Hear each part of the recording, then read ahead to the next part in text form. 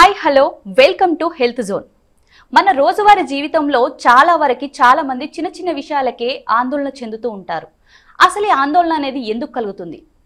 అసలు ఇవి రావడానికి కారణాలు ఏంటి? దీన్ని ఎలా అధిగమించాలి? వీటన్నిటి గురించి ఈ రోజు హెల్త్ జోన్ లో మనం తెలుసుకుందాం. ప్రస్తుతం మనతో పాటు ఉన్నారు సైకాలజిస్ట్ డాక్టర్ విశేష్ గారు. సో ఆయనతో మనం ఇప్పుడు మాట్లాడదాం. నమస్కారం సార్. నమస్తే అండి. సార్ చెప్పండి, అసలు మనకి చాలా మంది చిన్న చిన్న విషయాలకే కంగారు పడడం కావచ్చు, గుండె వేగంగా కొట్టుకోవడం కావచ్చు, చిన్న విషయాలకే కంగారు పడుతూ అసలు భయపడుతూ ఒక రకమైన యాంగ్జైటీగా ఫీల్ అవుతారు. అసలు అది ఎందుకు అవుతుంది? సో దీనికి మూల కారణాలు వెతకాలంటే రకరకాల కారణాలు ఉంటాయండి. బేసిక్గా యాంగ్జైటీ పర్సనాలిటీ కానివ్వండి, యాంగ్జైటీ కానివ్వండి, it develops from our childhood. Okay, suppose పిల్లలు ఇప్పుడు కొంచెం స్కూల్ నుంచి రావడం ఒక పావు లేట్ అయింది అనుకోండి, తల్లి ఏమైపోయారా మీరు, ఎంత లేట్ అయిపోయింది, చాలా ఆందోళన పడ్డాను అని చెప్పేసి రాగానే ఎంక్వైరీ చేసింది అనుకోండి. ఓకే, మనం ఏదైనా వస్తే ఇలా ఆందోళన పడాలని వాళ్ళు నేర్చుకుంటారు. పిల్లలు always imitate the parents, right? ఇది ఒక లెర్న్డ్ బిహేవియర్గా కూడా ఉంటుంది. అలాగే బిడ్డ గర్భంలో ఉన్నప్పుడు కనుక తల్లి అతిగా ఆందోళన చెందితే రకరకాల రీజన్స్ వల్ల, ఫ్యామిలీ ప్రాబ్లమ్స్ వల్ల కావచ్చు, హస్బెండ్తో ప్రాబ్లమ్స్ వల్ల కావచ్చు, ఫైనాన్షియల్ ఇష్యూస్ కావచ్చు, ఏదైనా బిడ్డ గర్భంలో ఉన్నప్పుడు తల్లి కనుక ఆందోళన చెందినా కానీ, డిప్రెస్ అయినా కానివ్వండి, ఎలాంటి మానసికమైన సమస్యలు ఉన్నా కానివ్వండి, ఆ ఎఫెక్ట్ బిడ్డ మీద కూడా ఉంటుంది. బిడ్డ పర్సనాలిటీ మీద వచ్చేస్తుంది. ఆటోమేటిక్ బిడ్డ పుట్టడమే యాంగ్జైటీ పర్సనాలిటీతో పుడతారు. చిన్న చిన్న వాటికి అతిగా ఆందోళన చెందుతూ ఉంటారు. దాంతోపాటు జీవితంలో ఎదురయ్యే అనుభవాలు, సపోజ్ మనం ఇప్పుడు ఒక ట్రైన్ వెళ్ళాము, ట్రైన్ ఎక్కడానికి వెళ్తున్నాము, ట్రైన్ మిస్ అయింది, రైట్? సో మిస్ అవుతుంది, సహజంగా అప్పుడప్పుడు మిస్ అవుతుంది. మనం ముందే బయలుదేరినా కానీ ట్రాఫిక్ వలన ఇంకో దాని వలన లేట్ అవుతాము, ఒక 2 నిమిషాల్లో ట్రైన్ మిస్ అయిపోతుంది. అలాంటి 2-3 సార్లు జరిగినప్పుడు ఏమైందంటే వీళ్ళకు నాకు ప్రతిసారి ఇలాగే జరుగుతుంది అనే దీని నుంచి ఇక ఏదన్నా పని చేయాలంటే మిస్ అవుతుందేమో, తప్పు జరుగుతుందేమో, ప్రమాదం జరుగుతుందేమో అనే ఒక ఆందోళన మొదలవుతుంది. సింపుల్ చెప్పాలంటే ఆందోళన అనేది భవిష్యత్తు గురించిన భయం. ఓకే, భవిష్యత్తు గురించిన భయం అంటే రేపేమవుతుందో అనే ఒక భయం, లేదా లేని భయాన్ని ఊహించుకోవడం. సపోజ్ ఆందోళనలో పరిస్థితి ఎలా ఉంటుందంటే, హస్బెండ్ ఆఫీస్ నుంచి రావడానికి ఒక అరగంట పడుతుంది అనుకోండి, ఒక అరగంట లేట్ అయ్యాడు, ఆయన యాక్సిడెంట్ అయిందేమో మా ఆయనకి, ఏం గుద్దేసిందో అని వీళ్ళకిక్కడే చెమటలు పట్టేస్తూ ఉంటాయి. వాళ్ళకు వాళ్ళే ఊహించుకొని వాళ్ళు కంగారు పడతారు, పక్క వాళ్ళని కంగారు పెడతారు. సో జీవితంలో ఎదురయ్యే అనుభవాలని ఒక నెగిటివ్ దృక్పథంతో చూడడం అనేది వాళ్ళు చిన్నప్పటి నుంచి నేర్చుకోవడం వల్ల వాళ్ళకు ఒక నెగిటివ్ మైండ్ సెట్ ఏర్పడుతుంది. ఈ ఆందోళన యాంగ్జైటీ పర్సనాలిటీ ఏర్పడుతుంది. ఈ యాంగ్జైటీ పర్సనాలిటీ అనేది దీర్ఘకాలికంగా మనకు రన్ అయినప్పుడు బ్రెయిన్ లోపల కెమికల్ ఇంబ్యాలెన్స్ ఏర్పడుతుంది. డోపమైన్, సెరటోనిన్, కార్టిజోల్ అనే మన బ్రెయిన్ ఏదో కెమికల్ ఫ్యాక్టరీ, రైట్? ఈ కెమికల్ ఫ్యాక్టరీ ఇంబ్యాలెన్స్ అయితే ఏమవుతుంది? సో ఇబ్బంది అవుతుంది. సో ఆ ఇబ్బంది కలిగినప్పుడు ఈ ఆందోళన అనేది వస్తుంది. సో సోషలాజికల్గా ఏంటంటే ఇది బయలాజికల్. సైకలాజికల్గా ఏంటంటే ఈ పర్ఫెక్ట్గా ఉండాలని ఒక కోరిక ఉంటుంది, లేకుంటే మిస్ అవుతున్నామేమో ఒక భయం ఉంటుంది. ఇంకా చెప్పాలంటే చిన్న చిన్న విషయాలకే భయపడడం ఉంటుంది. ఇవన్నీ కూడా సైకలాజికల్గా వాళ్ళు నేర్చుకునేటివి. దాంతోపాటు సోషలాజికల్గా సొసైటీ కొన్ని రోల్స్ని ప్రతి మనిషి మీద పెట్టేస్తుంది. ఒక సైకాలజిస్ట్ అంటే ఇలాగే ఉండాలి, ఇలా మాట్లాడాలి, ఇలా ప్రవర్తించాలి అని ఒక రోల్ పెట్టేస్తుంది. అలాగే యాంకర్ అంటే ఇలా ఉండాలి, నీట్గా డ్రెస్ ఉండాలి, ఎప్పుడు కూడా మేకప్ వేసుకోవాలి, లేకుండా నీట్గా ఉండాలి, ప్లెజెంట్ అపీరెన్స్ ఉండాలి, ఇవి పెడుతుంది. ఈ రోల్కి భిన్నంగా వెళ్తే వాళ్ళని క్రిటిసైజ్ చేసినప్పుడు కానీ వీళ్ళకి కూడా ఒక రకమైన యాంగ్జైటీ, ఆ రోల్ నుంచి బయట రావాలంటే యాంగ్జైటీ డెవలప్ అవుతుంది, రైట్? ఇలాగా బయలాజికల్, సైకలాజికల్, సోషలాజికల్ రకరకాల కారణాల వల్ల యాంగ్జైటీ అనేది డెవలప్ అవుతుంది. పరిస్థితుల్ని బట్టి కలగడమే కాకుండా ఏదైనా వారసత్వం నుంచి కూడా వచ్చే అవకాశాలు ఉంటాయా? వాళ్ళ ఫ్యామిలీ బ్యాక్గ్రౌండ్లో ఉన్న వాళ్ళకి కావచ్చు, తర్వాత పుట్టే పిల్లలకి ఇలా వస్తుందా? అదే నిందా చెప్పినట్లు బిడ్డ గర్భంలో ఉన్నప్పుడు తల్లి యొక్క మెంటల్ స్టేట్ అనేది ఖచ్చితంగా బిడ్డల యొక్క మెంటల్ స్టేట్ పైన ప్రభావాన్ని చూపిస్తుంది. తల్లి కనుక అతిగా ఆందోళన చెందితే అది బిడ్డకు కూడా వచ్చే అవకాశం ఉందని చెప్పేసి స్టడీస్ చెప్తున్నాయి. ఓకే. రైట్. దాంతోపాటు ఇప్పుడు యాంగ్జైటీ డిజార్డర్ వేరండి, యాంగ్జైటీ పర్సనాలిటీ వేరు. ఓకే. రైట్. డిజార్డర్ అనేది వస్తుంది, కొంతకాలం పాటు ఉంటుంది, ట్రీట్మెంట్ తీసుకుంటే పోతుంది. రైట్. యాంగ్జైటీ పర్సనాలిటీ అంటే ఏంటంటే యాంగ్జైటీ అనేది వాళ్ళ పర్సనాలిటీలో భాగంగా మారుతుంది. అది డిజార్డర్ కాదు, అది ఒక డిజార్డరే, మళ్ళీ డిజార్డర్ కాదు.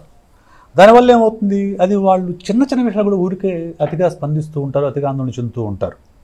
ఇది ఎక్కడి నుంచి నేర్చుకుంటారంటే, ఒకటి జీన్స్ ద్వారా రావచ్చు, రెండోది చైల్డ్హుడ్ ఎక్స్పీరియన్సెస్. చైల్డ్హుడ్ ఎక్స్పీరియన్సెస్ చాలామంది నెగ్లెక్ట్ చేస్తాం, కానీ మనము పిల్లలకు 6 ఏళ్ళు వచ్చేంత వరకు వాళ్లకు ఇచ్చే అనుభవాలు అనేవి ఒక బ్లూ ప్రింట్ లాగా పనిచేస్తాయి. వాళ్ళ లైఫ్ మొత్తంగా ఒక బ్లూ ప్రింట్ లాగా పనిచేస్తాయి, లేదంటే ఒక లైఫ్కు పునాది లాగా ఉంటాయి, బేస్మెంట్ లాగా పునాది లాగా ఉంటాయి అన్నమాట. సో ఆ టైంలో పిల్లలకు సపోజ్ చిన్న బిడ్డ, పసిబిడ్డ ఉయ్యాల్లో వేశారు.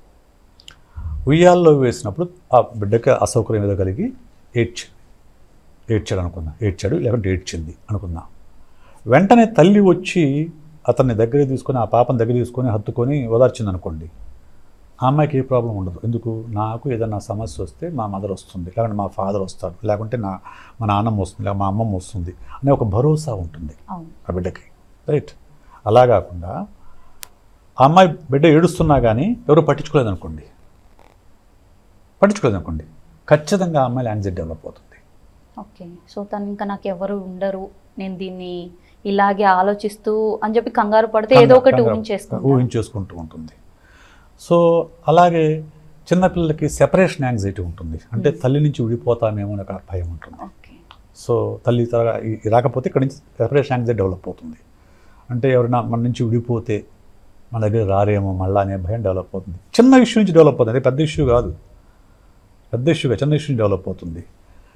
అలాగే 5 ఏళ్ళలోపు వచ్చే అనుభవాలు, ఎప్పుడన్నా భయపెడతారు, ఎవరన్నా చిన్నపిల్ల బూమ్ అని చెప్పి భయపెడతారు, అవి మనకు సరదాగా ఉంటుంది, పేరెంట్స్ కానీ పెద్దవాళ్ళకి కానీ.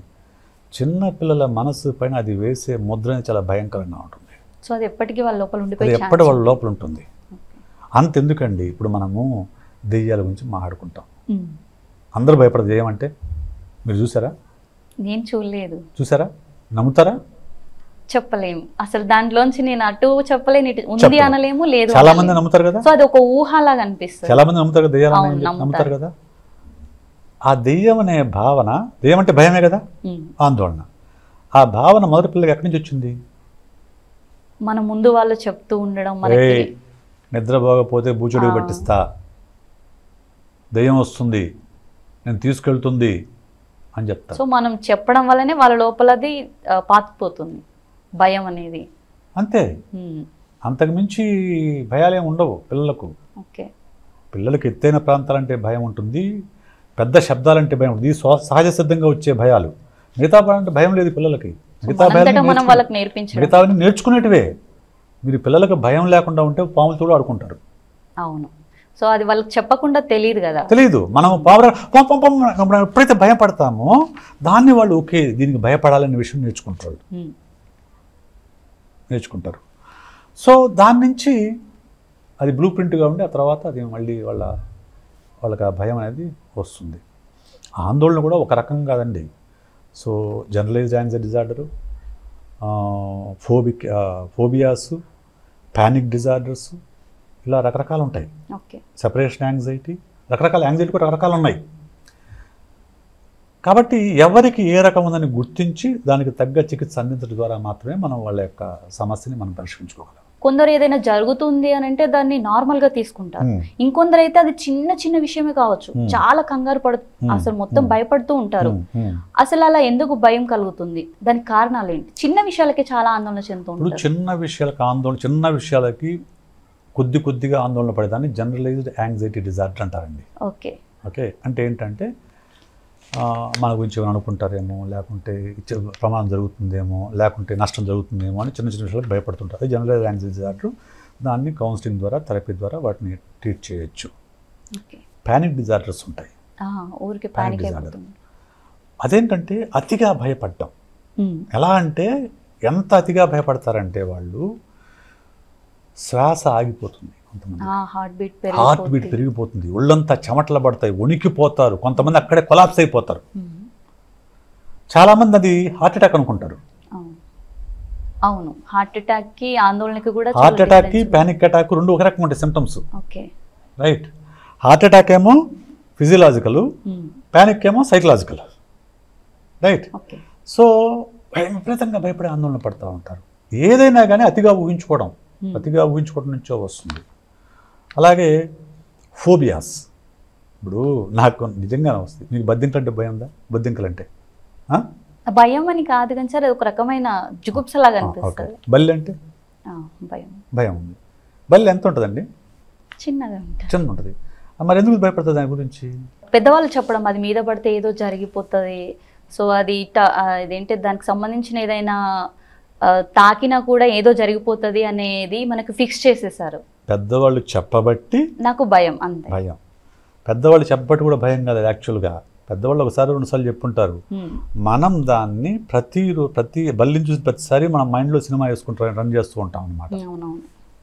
సో అది వాళ్ళు చెప్పిందే రిపీట్ అవుతాడు. ఓకే, దీనికి దూరంగా ఉండాలి, మరి దూరంగా ఉండాలి ఉండాలని చూస్తూ ఉంటాం. అంటే బల్లి ఇంతే ఉంటుంది, ఇంత ఉంటుంది బల్లి, అంతే కదా. కానీ మన మైండ్ లోపల అది పెద్ద డైనోసార్ లాగా చూస్తాం. మన మైండ్ లోపల డైనోసార్లో చూస్తాం. సో డైనోసార్ అంటే ఉరికిన భయం ఉంటుంది. కాబట్టి ఆటోమేటిక్గా వాళ్ళు దాని గురించి ఆందోళన చెందుతూ ఉంటారు. ఇట్లాగా రకరకాల యాంగ్జైటీ డిజార్డర్స్ ఉంటాయి. అలాగే పబ్లిక్ స్పీకింగ్, అది కూడా ఒక యాంగ్జైటీనే కదా. ఏమవుతుంది మాట్లాడితే చెప్పండి. అంటే వాళ్ళు మాట్లాడుతున్న దాన్ని బట్టి మన మీద ప్రభావం పడుతుంది సార్. వాళ్ళు ఏదైనా ఇప్పుడు స్టేజ్ ఎక్కాలంటే చాలా మందికి భయం ఉంటుంది. చాలా మందికి యాంగ్జైటీ డెవలప్ అవుతుంది. ఎగ్జామ్ యాంగ్జైటీ ఉంటుంది స్టూడెంట్స్కి. ఇప్పుడు ఉన్న స్టూడెంట్స్కి అతిపెద్ద సమస్య అంటే ఎగ్జామ్ యాంగ్జైటీ. ఓకే, ఏంటి ఎగ్జామ్ రాస్తే ఏమవుతుంది? వాళ్ళు అనుకున్న ర్యాంక్ సాధించకపోయినా కానీ చాలా మంది అమ్మో ఇది నాకు జరగలేదంటే నేను ఏమైపోతాను ముందే భయాందోళనకు గురి చాలా మంది కూడా సూసైడ్ చేసుకుంటున్నారు. యాక్చువల్లీ ఏమవ్వదు, మనం దాని నుంచి నేర్చుకుంటాం అంతే. మనకి ఎంత తెలుసు ఎంత లేదనేది నేర్చుకుంటాం. సో దాని వల్ల అలా తీసుకోరు. అలా తీసుకోవడం కాదు, వాళ్ళని అలాగా తయారు చేయలేదు పేరెంట్స్ కానీ టీచర్స్ కానీ ఎడ్యుకేషన్ సిస్టమ్ కానీ. పిల్లలకు ఎగ్జామ్ అనేది it is only A test, it will not decide your future అనే విషయాన్ని మనం ఎప్పుడూ చెప్పలేదు. ప్రతిసారి చెప్తాము మా 10th క్లాస్ ఎగ్జామ్స్ చాలా ఇంపార్టెంట్, నీ జీవితాన్ని నిర్ణయిస్తాయమ్మా అని చెప్తారు. అంటే ముందే ఒక భయం క్రియేట్ చేస్తారు. ఆ తర్వాత మళ్ళీ అది అయిపోతుంది. ఇంటర్మీడియట్ చాలా ఇంపార్టెంట్ నానా అంటారు. అదైపోతే ఎంసెట్ లేకుంటే జేఈ అయిపోతుంది, నీట్ అయిపోతుంది. ప్రతిసారి ఎగ్జామ్ రాగానే ఉంటాను కదా వాడు. ఎప్పుడు ఎప్పుడు దానికి అదే ఇవన్నీ అయిపోయిన తర్వాత అసలైన ఆందోళన జీవితంలో ఉంటుంది. అవును, ప్రతిదీ ఒక టెస్ట్ లాగే అనిపిస్తుంది. జీవితంలో ప్రతిరోజు ఒక టెస్టే, ప్రతి రిలేషన్షిప్ ఒక టెస్టే. సో ఇవి చెప్పరు మనకు, లైఫ్ స్కిల్స్ లేవు మనకు. ఎంతసేపటికి ఎగ్జామ్స్ని భయంకరంగా చూపించడం వల్ల ఎగ్జామ్ యాంగ్జైటీ డెవలప్ అవుతుంది. ఇది భవిష్యత్తు నిర్ణయిస్తాయని, లేకుంటే ఎగ్జామ్లో వచ్చే రిజల్ట్స్ వల్ల తన విలువ మారుతుందని, లేదంటే పేరెంట్స్ తనని తిడతారని కొడతారని, ఇటువంటి వాటి వల్ల ఆందోళన అనేది పెరుగుతుంది. So this is main reason. So various types of anxieties are there, we need to address it. Sir ఇప్పుడు అధిక ఆందోళన ఉంది కదా, సో అలా గురైన వారికి ఎలాంటి ట్రీట్మెంట్ ఇప్పించచ్చు అండ్ దాని నుంచి ఎలా బయటపడవచ్చు? ఇంకా ముందు కూడా అలా జరగకుండా ఉండడానికి ఏం చేయాలి?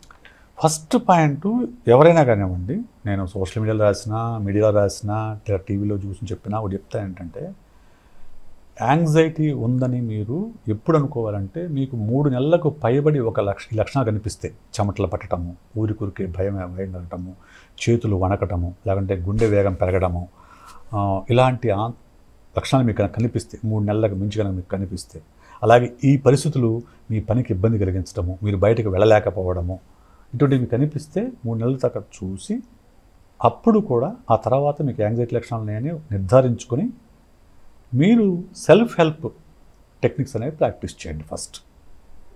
రైట్. ప్రాక్టీస్ చేసిన తర్వాత అప్పుడు కూడా మీకు సమస్య ఏమాత్రం కూడా తగ్గకపోతే అప్పుడు సైకాలజిస్ట్ని కలవండి. సైకాలజిస్ట్ ఆర్ క్లినికల్ సైకాలజిస్ట్ని కలవండి. అక్కడ వాళ్ళు మీతో మాట్లాడి మీ కేస్ హిస్టరీ మొత్తం తీసుకొని, చిన్నప్పటి నుంచి మీరు ఎట్లా ఉన్నారు, ఎక్కడి నుంచి డెవలప్ అయింది మొత్తం మాట్లాడుకొని, అక్కడ వాళ్ళు ట్రీట్మెంట్ అనేది థెరపీ అనేది మొదలు పెడతారు. కౌన్సిలింగ్ థెరపీ మొదలు పెడతారు.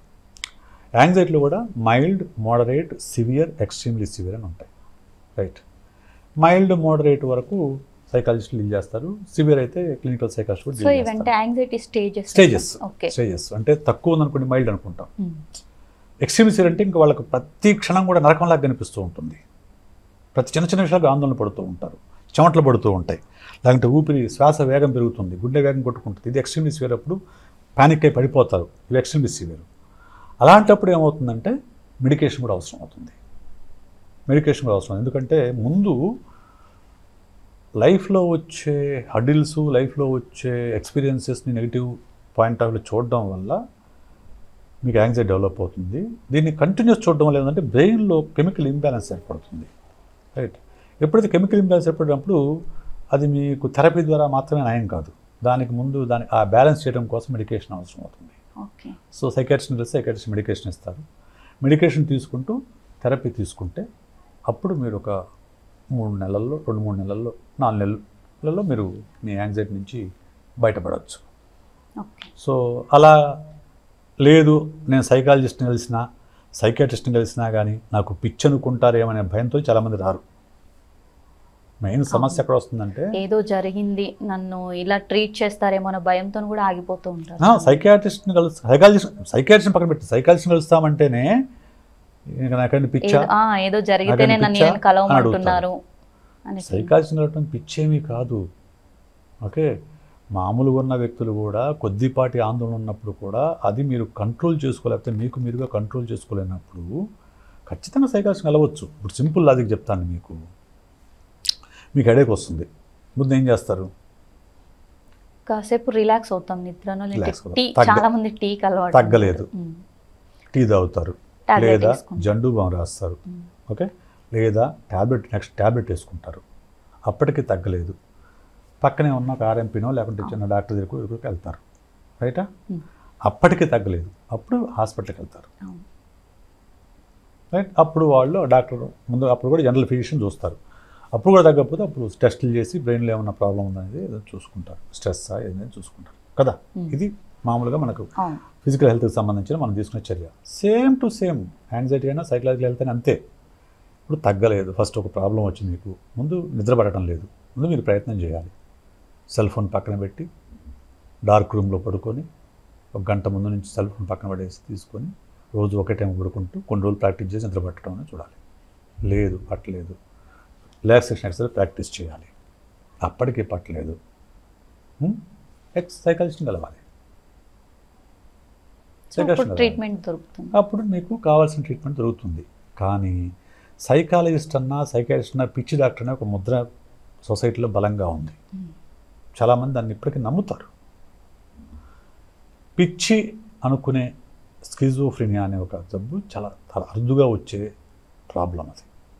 మిగతావన్నీ కూడా మనందరం వాళ్ళు మనలాగే మామూలు మనుషులనే మన చుట్టూ తిరుగుతూనే ఉంటారు. వాళ్ళకి సమస్యను వాళ్ళు చెప్తే తప్ప ఎవరికి తెలియదు. సో అని వాటికి ట్రీట్మెంట్ చేయడానికి భయపడుతూ ఉంటారు. మనల్ని తప్పుగా ప్రొజెక్ట్ చేస్తారనే భయంతో వాళ్ళు ట్రీట్మెంట్ తీసుకోరు. కానీ ఏ సైకలాజికల్ ఇష్యూ ఉన్నా కానీ ట్రీట్మెంట్ తీసుకోవడం మీకు మంచిది, మీ కుటుంబానికి మంచిది, మీ ఆరోగ్యానికి, మీ భవిష్యత్తుకి మంచిది. ఎందుకంటే మనకు వచ్చే హెల్త్ ప్రాబ్లమ్స్లో ఏది బీపీ, షుగర్, డయాబెటీస్, లేకుంటే స్కిన్ ప్రాబ్లమ్స్, అల్సర్స్, ఇటువంటి వచ్చే చాలా రకాల హెల్త్ ప్రాబ్లమ్స్కి రీజన్ సైకలాజికల్ ఇష్యూస్. యాంగ్జైటీ కూడా రీజన్ అవుతుంది. స్ట్రెస్ యాంగ్జైటీ కలిసి డెడ్లీ కాంబినేషన్ అవుతుంది. విపరీతమైన ఎఫెక్ట్ చూపిస్తుంది బాడీ పైన. ఓకే, సో స్ట్రెస్కి యాంగ్జైటీకి డిఫరెన్స్ ఏంటి సార్? స్ట్రెస్ అంటే ఒత్తిడి అండి, మానసికమైన ఒత్తిడి. యాంగ్జైటీ అంటే భయం. ఒత్తిడి వేరు, భయం వేరు కదా. స్ట్రెస్ ఏంటంటే మనకు క్రియేట్ చేసుకుంటాం, మన మీద ఏదో భారం ఉన్నట్టు ఫీల్ అవుతూ ఉంటాం. యాంగ్జైటీ ఏమో రేపటి గురించిన లేకపోతే మరుక్షణం గురించిన భయం, ఊహాత్మక భయం. అదేం నిజంగా జరుగుతుంది కాదు, ఊహాత్మక భయం. సో దాన్ని ట్రీట్మెంట్ ద్వారా నయం చేసుకోవాలి. ముందు సెల్ఫ్ హెల్ప్ టెక్నిక్స్ పాటించాలి. యాంగ్జైటీకి సహజంగా ప్రపంచవ్యాప్తంగా ఏ సైకాలజిస్ట్ కానీ ఫస్ట్ చేసే technique Jakobson progressive muscle relaxation అనే టెక్నిక్ని అందరం కూడా చెప్తాం, రిఫర్ చేస్తాము, మేము ప్రాక్టీస్ కూడా చేయిస్తాం, మా క్లయింట్స్ కూడా నేను ప్రాక్టీస్ చేయిస్తాను. అంటే ఏమవుతుందంటే ఎప్పుడైతే నీకు ఆందోళన పెరుగుతుందో ఆందోళన నీ మైండ్లో ఉండదు. మానసికమైన ఆందోళన మైండ్లో మునిగిపోదు. It will effect your body. ఇప్పుడు ముందాక మనం అనుకున్నాం కదా, మీకు ఆందోళన ఉంటే ఏమవుద్దు, ముందుగా భయం వచ్చేసి హార్ట్ రేట్ పెరిగిపోతుంది, చెమటలు వచ్చేస్తాయి, చెమటలు పడతాయి, బ్లాంక్ లాగా అనిపిస్తుంది, చేతులు కొంతమంది చేతులు వణుకుతాయి, షివర్ అయిపోతా ఉంటారు, కొంతమంది స్ట్రక్ అవుతారు, కదలకుండా ఫ్రీజ్ అయిపోతారు. ఇవన్నీ మరి ఫిజికల్గా ఏం ప్రాబ్లం లేదుగా, మీకు మెంటల్గా ఉన్న ఆ థాట్ ప్యాటర్న్ అనేది మీ బాడీ మీద రియాక్షన్ చూపిస్తుంది కదా, చూపిస్తుంది. సేమ్గా జాకబ్సన్ మొదలు రిలాక్సేషన్ ఏం చెప్తుందంటే నీ బాడీని రిలాక్స్ చేస్తే నీ మైండ్ కూడా రిలాక్స్ అవుతున్న విషయాన్ని చెప్తుంది. నీ బాడీని నువ్వు రిలాక్స్ చేయగలిగావంటే నీ మైండ్ కూడా ఆటోమేటిక్గా రిలాక్స్ అవుతుంది అనే విషయాన్ని జాకబ్సన్ ప్రోగ్రెసివ్ మొదలు రిలాక్సేషన్ టెక్నిక్ చెప్తుంది. అది ఒక అరగంట పడుతుంది. అది రోజుకు ఒక అరగంట ప్రాక్టీస్ చేస్తే కొంతవరకు యాంగ్జైటీ నుంచి లెవెల్స్ని తగ్గించుకోవచ్చు. కొన్నిసార్లు మెమొరీ బ్లాంక్ అవుతుందంటారు, సో దాని నుంచి ఎలా బయటపడవచ్చు? అంటే మెమొరీ బ్లాంక్ అనేది సివియర్ యాంగ్జైటీలో వస్తుందండి. సివియర్ యాంగ్జైటీలో మీరు స్ట్రక్ అయిపోతారు, అదే నేను ఫ్రీజ్ అయిపోతారు, అప్పుడు నీకు ఏ ఆలోచన ఉండదు. ఓకే, సో అప్పుడు ఖచ్చితంగా దానికి ట్రీట్మెంట్ తీసుకోవాల్సిందే. సిబిటీ అని ఉంటుంది, కాగ్నిటివ్ బిహేవియర్ థెరపీ అని ఉంటుంది, అలాగే ఆర్ఈబిటీ, ఇలా రకరకాల థెరపీస్ ఉన్నాయి. యూజువల్గా యాంగ్జైటీకి సిబిటీ వాడతాము, నేనైతే ఎన్ఎల్పిటీ వాడతాను, న్యూరో లింగ్విస్టిక్ సైకోథెరపీ కూడా వాడతాను నేను. సో ఇందులో ఉన్న టెక్నిక్స్ ద్వారా మనం ఏంటంటే ఆ నెగిటివ్ థాట్ ప్యాటర్న్ని బ్రేక్ చేస్తాం, నెగిటివ్ థాట్ ప్యాటర్న్ని బ్రేక్ చేస్తాము, హెల్దీ థాట్ ప్యాటర్న్ బిల్డ్ చేస్తాము. హెల్దీ థాట్ ప్యాటర్న్ బిల్డ్ చేస్తాము. ఆలోచన కదా కారణం, మూలము. యాంగ్జైటీకి మూలం ఆలోచనే కదా. ఆలోచన ఎక్కడి నుంచి వస్తుంది? నెగిటివ్ ఆలోచించడం వల్ల వచ్చే భయం. అది నెగిటివ్ ఆలోచన ఎక్కడి నుంచి నేర్చుకుంటాం మనము? పేరెంట్స్ నుంచి నేర్చుకుంటాం, ఫ్రెండ్స్ నుంచి నేర్చుకుంటాం, సొసైటీ నుంచి నేర్చుకుంటాం, చుట్టూ ఉన్న సమాజం నుంచి నేర్చుకుంటాం. నేర్చుకున్న ఆలోచన తప్పుడు మార్గంలో ఉంటే ఆటోమేటిక్గా మనకు సమస్యలు వస్తాయి. దాన్ని గుర్తించి ఎక్కడ తప్పు చేస్తున్నామో గుర్తించి దాన్ని సరిచేయటమే థెరపీ. అక్కడ ఫాల్టీ థింకింగ్ ప్యాటర్న్ని గుర్తించి, కాగ్నిటివ్ డిస్టార్షన్స్ అంటారు టెక్నికల్గా, వాటిని గుర్తించి వాటిని ఎలా కౌంటర్ చేయాలి, దాని ప్లేస్లో హెల్ప్ఫుల్ థింకింగ్ ప్యాటర్న్ ఎలా డెవలప్ చేసుకోవాలి అనుకున్నప్పుడు, ఇప్పుడు సింపుల్ ఇందాక మనం చెప్పిన ఎగ్జాంపుల్, భర్త హాఫ్ అన్ అవర్ లేట్గా రాలేదు, ఇంకా భర్త హాఫ్ అన్ అవర్ రాలేదు, ఇంకా యాక్సిడెంట్ అయిందేమో, కారు లారీ గుద్దేసిందేమో అనుకోవటం నెగిటివ్ థింకింగ్ ప్యాటర్న్ కదా. అదొక డిస్టార్షన్. ఆ డిస్టార్షన్ ఐడెంటిఫై చేసి దాని ప్లేస్లో ఓకే ఆఫీస్లో ఎక్స్ట్రా వర్క్ ఉందేమో, అండ్ ఫ్రెండ్స్ దగ్గర టీ తాగుతున్నారేమో, అండ్ ట్రాఫిక్ ఎక్కువగా ఉందేమో అనుకుంటే అది గుడ్ ఉంటుంది, మన మైండ్కి కూడా సింపుల్ కదా. అక్కడి నుంచి ఇక్కడ షిఫ్ట్ అవ్వాలి, కానీ ఆ షిఫ్ట్ అవ్వడానికి ఈజీ కాదు. సలహా అందరూ చెప్తారు, అది సిస్టమేటిక్ పద్ధతిలో థెరప్యూటిక్ వేలో వెళ్ళినప్పుడు మాత్రమే ఏ వ్యక్తి అయినా ఆలోచనని మార్చుకోగలుగుతారు. ఆలోచనని మార్చుకుంటే ఆటోమేటిక్గా నీ బిహేవియర్ కూడా, నీ థాట్, నీ ఆచరణ కూడా మారుతుంది. ఇప్పుడున్న ఈ రోజుల్లో సోషల్ మీడియా ఎఫెక్ట్ ఏమైనా ఉందంటారా సార్? అంటే ఆల్మోస్ట్ అందరూ social media, Insta, Twitter, Facebook ఇలాంటివి చూస్తూ నిద్ర లేకపోవడం కావచ్చు, ఇలాంటివి కూడా ఫేస్ చేస్తూ ఉంటున్నారు. సో దీనికి యాంగ్జైటీ రీజన్ అవుతుంది, సోషల్ మీడియా అవుతుందా? సోషల్ మీడియా వల్ల యాంగ్జైటీ లెవెల్స్ పెరుగుతాయండి. ఓకే, ఇప్పుడు సోషల్ మీడియాలో యాంగ్జైటీ లెవెల్స్ పెరుగుతాయి, విపరీతంగా పెరుగుతాయి. ఎందుకంటే సోషల్ మీడియా అల్గారిథం ఎలా ఉంటుందంటే, మనం ఎలాంటి పోస్టులు చూస్తామో అటువంటి పోస్టులే మళ్ళీ మనకు కనిపిస్తూ ఉంటాయి, మళ్ళీ చూపిస్తూ ఉంటాయి. సపోజ్ లేకపోతే ట్రెండింగ్లో ఉన్న వార్తలు చూస్తూ ఉంటాయి, మనకు పెరుగుతూ ఉంటాయి. ఎక్కడో భూకంపం వచ్చింది, ప్రపంచవ్యాప్తంగా ప్రతిరోజు ఏదో ఒక ప్రాంతంలో చిన్న పెద్ద భూకంపం వస్తుంది. సమాచార సాధనాలు లేని రోజుల్లో, విస్తారంగా లేని రోజుల్లో అమెరికాలో భూకంపం వస్తే మనకు తెలియని న్యూస్ కూడా రాదు. వచ్చినా కానీ న్యూస్ పేపర్లో ఒక మూలకు చిన్న సింగిల్ కాలం బిట్ వేసేవాళ్ళు, ఇంత వార్త వేసేవాళ్ళు. ఇప్పుడు ఈ 24/7 న్యూస్ వచ్చిన తర్వాత, సోషల్ మీడియా వచ్చిన తర్వాత, అమెరికాలో ఎక్కడైనా ఒక ప్రాంతంలో భూకంపం వస్తే అది ఇంటర్నెట్లో విపరీతంగా వైరల్ అయిపోతుంది. సో ఆటోమేటిక్గా ఏమవుతుందంటే మనకు కూడా వస్తుందేమో ఇది, అటువంటి వాటిలే పదే చూస్తున్నాం అనుకోండి, మీకేమనిపిస్తుంది? సో మనము అదే ఫేస్ చేస్తామేమో, మనకి ఇదే జరుగుతుందేమో అనే భయం వచ్చేస్తుంది. సో ఆటోమేటిక్గా మీ యాంగ్జైటీ లెవెల్స్ పెరిగిపోతాయి. సిమిలర్లీ ఇప్పుడు ఈ మధ్యకాలంలో భర్తల్ని చంపుతున్న భార్యలని న్యూస్ విపరీతంగా ప్రతిదీ అదే వైరల్ అవుతున్నాయి. ఇంతకుముందు జరగలేదు, ఇంతకుముందు కూడా జరిగినాయి. ఇంతకుముందు జరగలేదా? జరిగాయి. ముందు జరిగాయి. సోషల్ మీడియాలో ఎక్కువ లేదు. సోషల్ మీడియా వల్ల ఇప్పుడు ఒక వార్త అలా వచ్చిందంటే స్ప్రెడ్ అయిపోతుంది, వైరల్ అయిపోతుంది. దానివల్ల ఏమవుతుంది, పదే పదే అలాంటి చూసిన తర్వాత కొంతమంది మేము మాకు పెళ్ళొద్దురా బాబు, మేము అలాగే సింగిల్గా బతికేస్తామంటున్న అబ్బాయిలు మీమ్స్ మనం చూస్తున్నాం కదా, మీమ్స్ వస్తున్నాయి కదా దానిపైన. ఎందుకు వస్తున్నాయి అవి? అది జరిగి మళ్ళీ ఇంకొకరు దాన్ని చూసి ఇంకోటి చేయడం, సోషల్ మీడియాలో దాన్ని ఎక్కువగా స్ప్రెడ్ చేయడం వల్ల, వైరల్ అవడం వల్లనే దాని గురించి ఆపోజిట్గా మీమ్స్ కావచ్చు వాళ్ళు దాన్ని చేస్తున్నారు. సో అంటే భయపడుతున్నాడు కదా, అవును, ఆందోళన పడుతున్నాడు కదా. సో సోషల్ మీడియాలో వచ్చే ప్రమాదం ఇది. ఓకే సార్, ఆందోళన గురించిన విశేషాలు చాలా చక్కగా వివరించారు. Thank you so much sir. So చూసారు కదా, ఇది ఇవాల్టి హెల్త్ జోన్. నమస్తే.